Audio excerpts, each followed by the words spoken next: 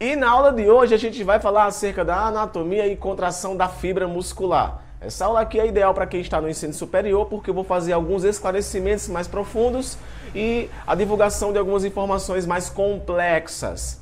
Também deve ser levado em consideração que quem caiu aqui de paraquedas nessa aula, é importante que já tenha assistido alguma aula acerca de tecido muscular, para poder você entender melhor esse assunto. Eu sempre costumo dizer isso para meus alunos. Muitas coisas que vocês não entendem é porque vocês não organizam as suas ideias. Então o objetivo desta aula aqui é organizar as tuas ideias para tu poder melhor compreender a anatomia e a contração da fibra muscular. Principalmente a contração muscular, que gera muita dúvida na cabeça dos alunos.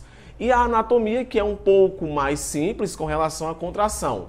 Mas é claro, gente, muita coisa ainda não foi esclarecida. Outro fator importante é que muitas informações, para você poder entendê-las, como eu falei agora há pouco, é necessário que você tenha algumas bases. Dito isso, o ideal é que você deixe o seu like nesse vídeo aqui, porque canais de educação, meu querido, demoram demais para crescer aqui nessa plataforma que é o YouTube. Então, para considerar, já vai deixando o teu like, porque teu like é muito importante. E se no final do vídeo tu ficar com alguma dúvida, mantém contato comigo aqui ou no próprio comentário ou no grupo do WhatsApp, ou no número do WhatsApp que tem aqui, que você vai falar diretamente comigo e eu vou esclarecer sua dúvida. Aqui nós temos uma fibra muscular esquelética, porque geralmente quando vamos estudar algo relacionado à fisiologia do sistema muscular, geralmente a gente estuda a fibra muscular esquelética. Se tu colocar no Google lá, sistema muscular ou tecido muscular, geralmente o que vai aparecer é uma fibra muscular esquelética. Então tá aí uma fibra muscular esquelética. Olhe para essa imagem, querido. Muitas vezes você fica muito preso em querer decorar as coisas e não aprende. Então, para tu poder entender como acontece a contração, tu tem que primeiro entender a anatomia dessa estrutura. Então, deixa eu colocar aqui o ponteiro. E vamos aqui, cara, galgar a imagem. Não tem esse negócio de difícil não, mano. É só ter calma. Aqui nós temos o osso, temos o tendão ligando ao músculo. E temos aqui toda essa musculatura aqui, ó. Perceba que quando você vai estudar, por exemplo, contração muscular, você já vai para um nível de miofibrila, mas onde é que está a miofibrila? O que é a miofibrila? Então, é necessário que existam esses esclarecimentos da organização de uma fibra muscular. Então, olha só, eu tenho aqui o epimísio, o endomísio e o perimísio. Ou melhor, né? O epimísio, o perimísio e o endomísio. Patrick, o que é que são essas estruturas? Tecido conjuntivo. Aí, ponto. Olha para mim, tecido conjuntivo, então tu tem que lembrar que tecido conjuntivo tem várias características. Eu podia dar uma aula só sobre epimísio, endomísio e perimísio, a nível de tecido conjuntivo. Então percebam que essas estruturas, elas estão aí para formar o músculo, revestir o músculo, nutrir o músculo, sustentar o músculo e diversas características de tecido conjuntivo aqui vão estar presentes. O que você também percebe é que para poder acontecer contração muscular tem que haver terminação nervosa que leve um impulso nervoso, o potencial de ação para que aconteça a contração muscular. Então, além dessas estruturas que eu mencionei, lembre que também tem tecido nervoso em cima disso daí. Então, colocar isso na sua cabecinha é fundamental. Ah, quer dizer então que toda essa questão de revestimento ela é importante, toda essa questão de impulso nervoso também é importante. Sim, é muito importante. Então aqui no epimísio eu tenho o tecido conjuntivo que cobre o músculo e esse tecido ele reduz a fricção entre o músculo e o osso ou outro tecido. Então perceba a importância que tem esse tecido. O perimísio, que é uma camada que fica abaixo do epimísio, também é um tecido conjuntivo, só que já vai estar dentro do músculo. Então, olha que bacana aqui, essa camada aqui inteira, aqui, ó, é o perimísio. E não esqueçam, existem espaços entre o epimísio e o perimísio. Então, vai existir diversas células específicas entre esse espaço.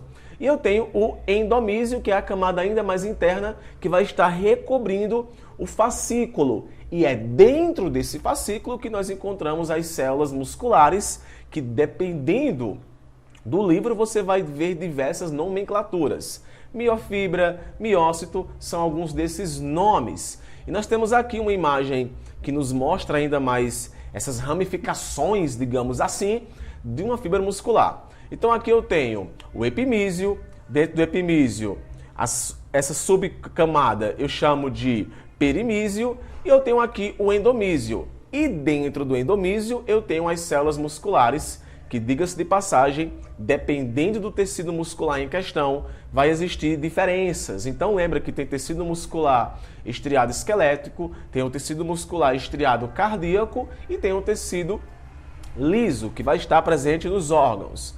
Mas o fato é que filamentos de actina e miosina irão estar presentes nesse tecido, porque uma das funções principais, ou melhor, a função principal do tecido muscular é possibilitar a contração muscular e logo, a movimentação. Olha só, contraiu, relaxou.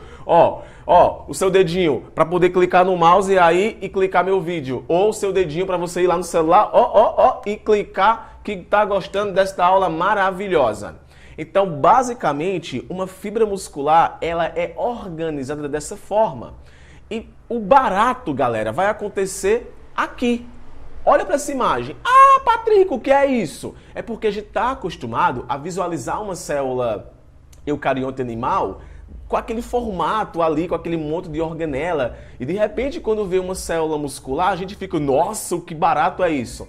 Isso aqui é uma célula muscular, diga-se de passagem que é uma célula muscular de tecido muscular cardíaco, que tem como principal característica ser multinucleada, porque possui vários núcleos vai produzir mais proteínas. Então, a célula muscular, ela empreende muita proteína, ela precisa de muita proteína. Então, se tem que ter muita proteína, logo tem que ter muito núcleo. A variação do número de núcleo também vai ser diferente entre tecido muscular esquelético, tecido muscular liso e o tecido cardíaco. Como o objetivo da aula de hoje não é caracterizar cada um desses tecidos, eu só estou explicando para vocês que uma célula de musculatura esquelética, ela é muito nucleada. As nomenclaturas, pessoal, também mudam quando eu vou falar sobre células musculares. Como, por exemplo, aqui eu tenho sarcolema. Sarcolema que vai ser a membrana plasmática dessas células. Uou! Eu tenho um retículo sarcoplasmático que vai ter, que no caso seria um retículo endoplasmático liso, fundamental para o armazenamento de íons de cálcio.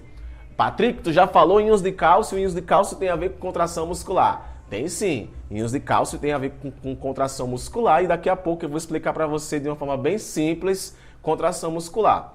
Temos aqui o sarcoplasma, que é o citoplasma dessas células, e tem essas unidades de contração, que são as miofibrilas. Então percebam aqui uma imagem, aqui é só uma representação, porque existem milhares de miofibrilas em uma célula. Então a miofibrila, ela é a unidade básica da contração muscular, e eu tenho aqui as aberturas no tubo T. Essas aberturas vão ser fundamentais para que a transmissão do impulso nervoso aconteça. Para acontecer despolarização de membrana de retículo sarcoplasmático, para conseguir haver a liberação de íons de cálcio. E como eu falei agora há pouco, os íons de cálcio vão ser fundamentais para possibilitar a ativação da contração muscular. Então, queridos, namorem um pouco com essa célula maravilhosa. A sugestão que eu passo para quem realmente quer aprender o barato é você desenhar isso daqui. Quando você desenha, você aprende. Eu já desenhei muito na minha vida, diversos professores de anatomia aqui orientam também que seus alunos desenhem, porque desenhar é fundamental para você poder, tá ligado? Amarrar ainda mais o assunto. Então, olha só, a gente pegou lá a fibra, o músculo como um todo, e foi delimitando ele até chegar no caso, no miócito, e agora a gente vai entrar dentro da célula muscular para falar a nível de miofibrila. E está aqui uma miofibrila. Patricão, quem foi que inventou isso daqui? Linha Z, banda I, banda A, linha Z. Isso aqui, pessoal, é a nível microscópico. Isso aqui você não observa a olho nu. Isso aqui foram pessoas que estudaram, que vêm ainda estudando, porque muita coisa falta para ser esclarecida. E a cada dia, a cada ano, aí novas descobertas são feitas. Mas é assim que nós sabemos hoje, até agora, que é organizado uma miofibrila, que é a unidade básica da contração muscular. E você vê aqui subdivisões, porque quem observou precisou fazer subdivisões. Então colocou aqui linha Z, ou também banda I, banda A, essa região que fica entre duas linhas Z. Então perceba que quem observou essas miofibrilas fez categorizações por blocos. Então tem uma parte que eu chamo de linha Z, tem outra parte que eu vou chamar de banda A e outra parte que eu vou chamar de linha Z. E isso tem relação direta com o tipo de proteína que vai estar nessas bandas. Como, por exemplo, nessa linha Z vai ter uma presença maior de proteína do tipo actina. A actina vai estar, minha gente, olha o barulho que está aqui nesse apartamento, tá um cabaré. É porque eu moro em um apartamento, gravo essas aulas aqui para vocês ainda no meu estúdio, que não posso fechar ainda aqui, olha o caminhão passando. Eu não vou cortar isso não. Para você perceber que a gente dá o gás aqui gravando essas aulas para vocês. Então, gente, curto para poder comprar para mim um ar-condicionado e eu poder fechar aqui o meu estúdio para poder esse barulho externo não atrapalhar mais as minhas aulas. Então, como eu dizia, essas categorizações são feitas para podermos percebermos a incidência de algumas proteínas. O que foi descoberto? Que quando acontece a contração muscular, filamentos de actina deslizam sobre filamentos de miosina. Miosina, que também é uma outra proteína componente das miofibrilas. E é esse deslizamento que vai possibilitar que o músculo se contraia e se relaxe. Mas, porém, sobretudo, para que aconteça essa movimentação, é necessário a presença de cálcio, uma vez que a organização dessa miofibrila, a nível de proteína actina, ela é um pouquinho mais complexa, porque se isso que eu vou mencionar para vocês não acontecesse, os nossos músculos eles iriam contrair provavelmente sem parar, na presença de cálcio, é claro. Então é necessário que essas proteínas que eu vou falar para vocês, é necessário que elas existam para haver a regulação da contração muscular. E essas proteínas é a proteína tropomiosina e troponina, que são proteínas reguladoras da contração muscular. Nossa, Patrick, eu nunca estudei assim, de uma forma que elas regulam a contração muscular. Elas regulam de que forma? Da seguinte forma, em um filamento de actina, existe, eu vou chamar filamento, eu poderia chamar de polímero, mas eu vou chamar de filamento. Em um filamento de actina, vocês podem perceber que existe enraigado nela, aderido nela, proteínas chamadas de tropomiosina. E essas tropomiosinas, elas estão em todo o filamento de actina. Preste atenção, a tropomiosina está enroladinha em todo o filamento de actina. Além da tropomiosina, uma outra proteína que aumenta mais a interação da tropomiosina com a actina é a troponina. E o que é que isso faz? O que é que isso proporciona? Então, olha só, a tropomiosina e a troponina bloqueiam a capacidade da miosina se ligar à actina. Então, para poder a miosina se conectar à actina, tem que ter um espaço específico, tem que ter uma cabeça livre, porque se você olhar para cá, a miosina tem várias cabeças e as cabeças da miosina têm que se conectar com as cabeças da actina. E essa ligação entre cabeças só vai ser possível se a tropomiosina sair da frente. Só isso, galera. A tropomiosina tá no meio, mano. Tem que tirar essa bexiga para poder acontecer a contração muscular. É simples isso. E, Patrick, quem é que vai proporcionar que aconteça aí essa liberação de espaço para poder acontecer a contração muscular? Gente, eu tô rindo assim porque algumas coisas são mais fáceis de ser entendidas do que nós imaginamos. Então, a tropomiosina, ela bloqueia a cabeça da miosina. E graças à presença de cálcio, que vai estar se interagindo não com a tropomiosina, mas com a troponina, é que vai possibilitar que mude a configuração da proteína. Mudando a configuração da proteína, o que é que vai acontecer? A cabeça da miosina vai se encontrar com a cabeça da actina, proporcionando o deslize. Então, cálcio se liga à troponina, o que altera a sua estrutura. E isso é suficiente para alterar a configuração da tropomiosina. Quando tem muito cálcio, a célula muscular vai agir de uma forma. Quando tem pouco cálcio, a célula muscular ela vai agir de uma outra forma. Existem diversas doenças que estão relacionadas à questão de disponibilidade de cálcio em células musculares. Então, o retículo sarcoplasmático, graças ao potencial de ação, que quando toca na membrana do retículo sarcoplasmático, acontece a liberação de cálcio, proporcionando que isso aconteça. Quando o cálcio diminui, logo a troponina assume novamente o seu formato original, proporcionando que a tropomiosina bloqueie novamente o contato de actina com miosina. Não é fácil. Minha gente, a gente tá aqui para descomplicar a coisa. Às vezes o cara vai lá falar um monte de coisa e a gente não entende nada. É isso que acontece. Não é à toa que se você coloca no Google e você vê em livros, você vê essa sequência aqui. Contração muscular ela acontece de que forma? Potencial de ação até o terminal da fibra muscular. Então tem que ter aí transmissão de impulso nervoso, liberação do hormônio acetilcolina, que é fundamental, né? Cada terminação do nervo secreta acetilcolina. A acetilcolina abre os canais, que são canais dependentes de ligantes, viu? Abre os canais de sódio por meio da ação da proteína do canal.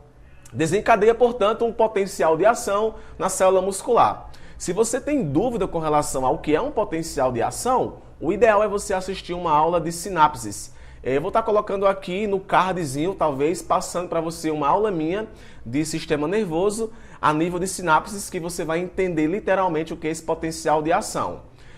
O retículo sarcoplasmático é afetado pelo potencial de ação na fibra muscular, liberando íons de cálcio. O íon de cálcio estimula a alteração entre actina e miosina. Uma coisa que deve ser levada em consideração é a presença de ATP. ATP se tornando ADP, proporcionando que aconteça essa relação do íon de cálcio com a troponina, então tem que ter energia. Não esquece disso.